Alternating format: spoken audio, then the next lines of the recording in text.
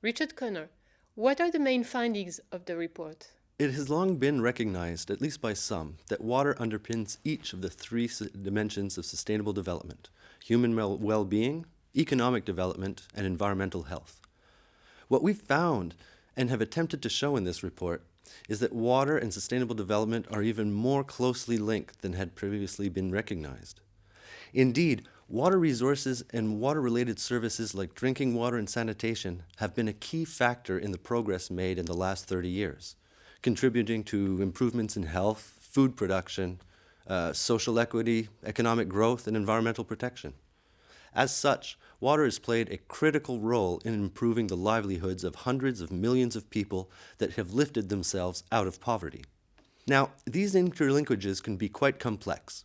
Some, like water for food and agriculture, are more direct and easier to understand, while others, such as the role of water's role in economic development or its increasingly important role in energy production, are often not as direct and can and have been more easily overlooked.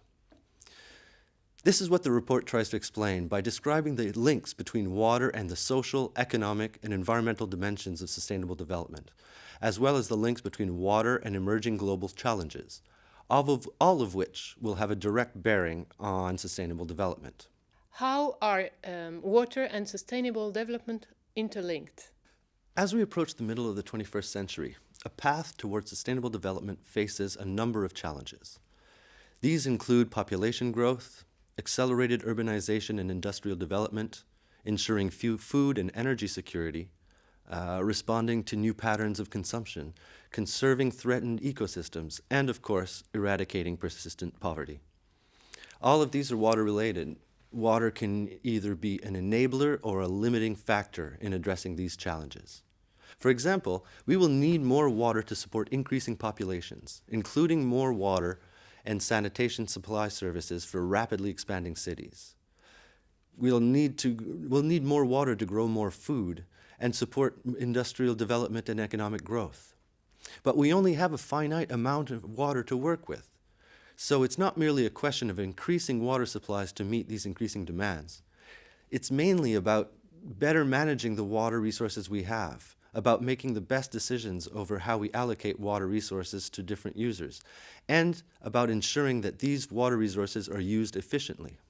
At the same time, we also need to make sure that the water we do use and the way in which we use it doesn't compromise the integrity of the resource. We need to reclaim and reuse water as much as possible. And when used water is to be released back into the environment, we need to ensure that it has been treated so as not to pollute the lakes, rivers, and aquifers from which it came and from which it will come again.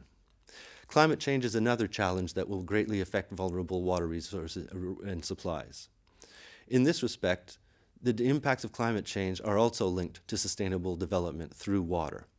So, just as it is important to recognize water's role in meeting sustainable development objectives and in addressing the challenges we need to overcome in order for us to get there, it is equally important to recognize that we need to protect and manage water resources so that they can be an enabler for sustainable development and not a limiting factor. Thanks a lot.